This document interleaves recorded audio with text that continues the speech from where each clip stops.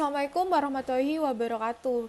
Perkenalkan, kami dari kelompok 1 yang beranggotakan saya sendiri, Dwike Supityonarantina, dan rekan saya, Fladio Alvaras dan Hamzah Saiful Majid. Jadi di sini kami akan mempresentasikan tentang BMC atau Bisnis Modal Kanvas dari kedai Denizar. Jadi Denizar adalah sebuah kedai yang menyediakan STMJ atau susu telur madu jahe yang bercita rasa tinggi dan berkualitas. Denizar didirikan pada bulan Agustus tahun 2020 yang beralamatkan di Jalan Raya Saujajar nomor 5 Kota Malang. Denizar buka di setiap harinya pada pukul 4 hingga pukul 10.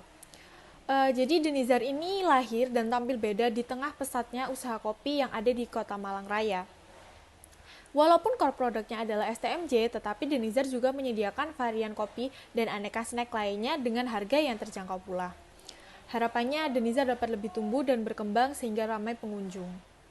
Jadi BMC adalah sebuah tools atau kerangka kerja yang gunanya untuk memvisualisasikan, menilai, atau mengubah model bisnis sehingga kinerjanya menjadi maksimal. Ada 9 elemen yang terdapat dalam BMC. Yang pertama ada customer segment.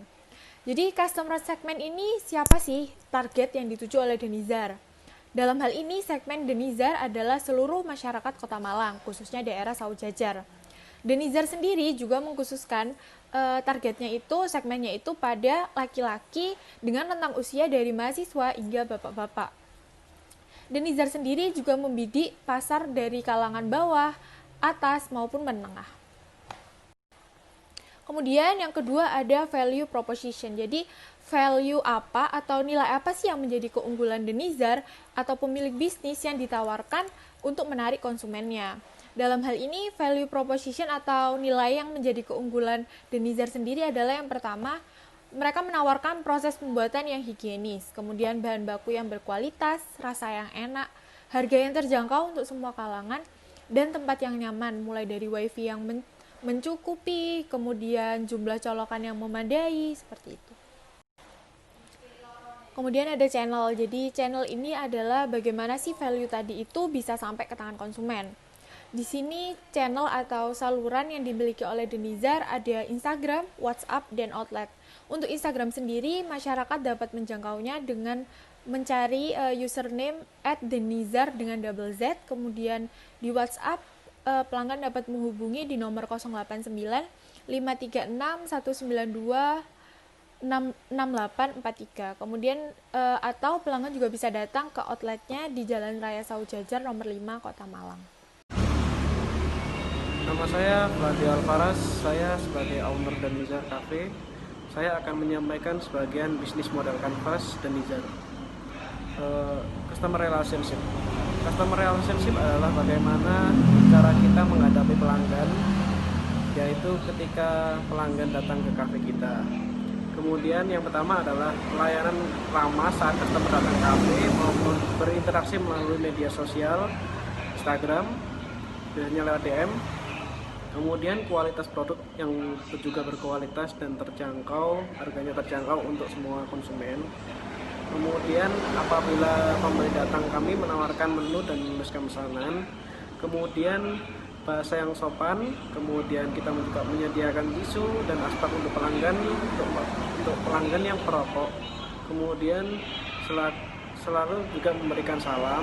Kemudian menyediakan fasilitas wifi dan nobar sepak bola jika ada pertandingan sepak bola, dan wifi ya untuk fasilitas tugas atau yang lain-lain. Kemudian apabila ada kesalahan dalam pemesanan juga bisa diganti dengan yang baru sesuai permintaan dan memberikan permohonan maaf kepada pelanggan. Di sini saya Hamzah Saiful Majid akan menjelaskan building blocks yang kelima, yaitu revenue stream. Jadi maksud dari revenue stream sendiri itu adalah bagaimana perusahaan tersebut menghasilkan uang. Nah, Denizar ini akan menghasilkan uang dengan menjual produk dengan harga terlampir, yaitu bisa dilihat STMJ sampai roti bakar dengan harga terlampir. Kemudian bagaimana dia mengatur keuntungan tersebut. Nah, bagaimana Denizar mengaturnya itu bisa dilihat di sebelah kiri. Jadi kalau dari angka 1 misalkan omset penjualan bruto 1 bulan 2,5 juta, modal pembuatan 1 bulan 1 juta. Kemudian untuk menghitung netonya yaitu modal kurangi omset 2,5 juta kurangi 1 juta, 1,5 juta. Kemudian bagi untungnya gimana? Bagi untungnya itu gaji partner 25%. gaji owner 75%, kemudian memprioritaskan dan mempertahankan kualitas, keuntungan laba. Oke, jadi kita masuk ke key activities. Jadi key activities itu apa saja yang kita lakukan dalam menunjang bisnis kita. Jadi yang pertama adalah promosi di media sosial, yaitu Instagram, kemudian kontrol keuangan juga. Kita juga melakukan pembersihan dan melakukan peralatan dan bahan dapur supaya bersih dan higienis, kemudian pembersihan lingkungan kafe supaya lingkungan nyaman, kemudian belanja bahan baku yang berkualitas, kemudian membuat kopi dengan proses V60, kemudian juga membuat STMJ sesuai resep dan takaran. Oke, untuk key resource, jadi sumber daya apa saja yang bisnis kami miliki. Yang pertama adalah 2 karyawan produksi, juga tugasnya juga produksi, juga kasir, jadi 2 karyawan itu termasuk saya juga. Kemudian 1 outlet, ya bukan di sini juga, di Jalan Raya Sawah Jajar. Kemudian juga ada peralatan dapur, juga ada peralatan kopi juga, termasuk mokapot. Kemudian ada wifi dan kemudian ada colokan.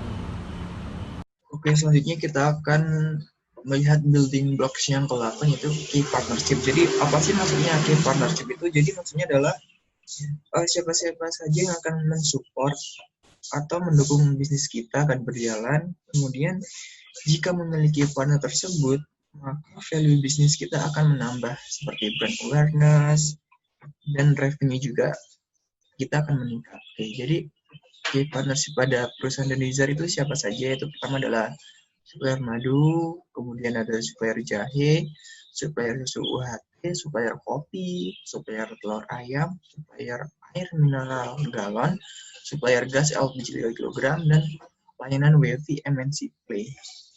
Jadi semua partner ini akan mendukung bisnis kita dari mulai operasional hingga after sale service, seperti itu. Building blocks yang terakhir adalah cost structure. Jadi apa sih cost structure itu? Jadi secara sederhana adalah biaya-biaya yang keluar dari aktivitas building block 1 sampai 8 ya.